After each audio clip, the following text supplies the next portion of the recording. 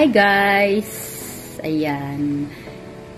Ang gulo-gulo ng aking lababo. Ayan. Yung kusina ay parang Ramadan na siya, mga kainday. Tingnan nyo. Napakagulo kasi nangialam ang aking nanay.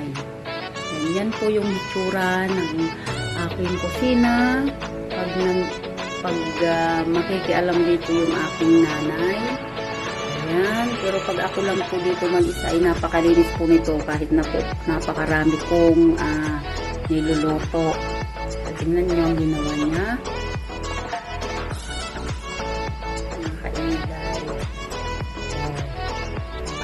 Napakakalat. Ang daming kalat. Po, may nakaka-relate din dito. Hindi lang sa akin po nangyayari. Yan, sa inyo din alam po nangyayari. Yan, buti na lang nasa mood ang inday nyo ngayon. Kaya okay lang, relax lang. So, yan lang po. Share ko lang mga kainday.